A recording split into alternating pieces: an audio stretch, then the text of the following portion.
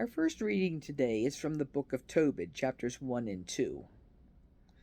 And it tells a story about Tobit, a faithful follower of God who showed his devotion through acts of charity. It appears that Tobit was part of a family of faithful believers who had developed habits for following the Mosaic law and customs involving worship and reverence of God. His acts of burying the dead and feeding the hungry would be recognized today among the corporal works of mercy. Even without the benefit of Jesus' teaching, he instinctively did things that exemplified righteousness and mercy. Sometimes these acts required great courage because they entailed risks of adverse consequences from the occupying sovereign.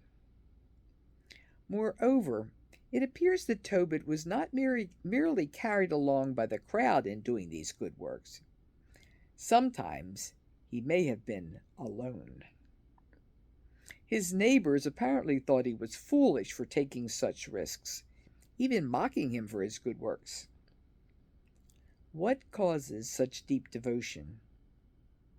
Acts of charity spring from many sources. But once the habits of the heart are formed in this manner, a powerful force for good is at work, which also witnesses to the truth of God's mercy in our midst. Question the effect of a righteous father and mother in Tobit's trajectory. Did they launch him in the right direction? Tobit seems to exemplify a man who fears the Lord. He conducts his affairs with justice. He shall never be moved. Today's gospel reflects a different sort of commitment from the religious leaders that Jesus was teaching. Jesus stings their sensibilities, as his parable of the vineyard casts them in the same mold as those disobedient and unrighteous characters who would not respect any limits on their desires for autonomy. They neither feared nor respected the owner of the vineyard, but it's quite clear that they should have. Judgment was coming.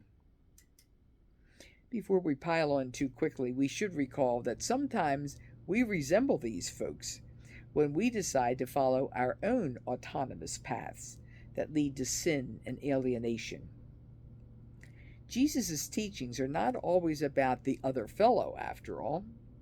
We too need mercy and reconciliation, which sometimes comes with a reminder that a little RESPECT, to borrow from Aretha Franklin, is in order.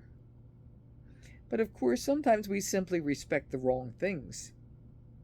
When Jesus quotes the scriptures to them about the stone which was rejected becoming the cornerstone, they sought to arrest him, but they feared the crowd.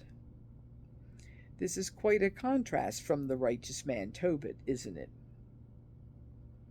So today I pray, Lord, teach us to guard our hearts against the hardness that comes from pursuing our sinful inclinations that alienate us from you.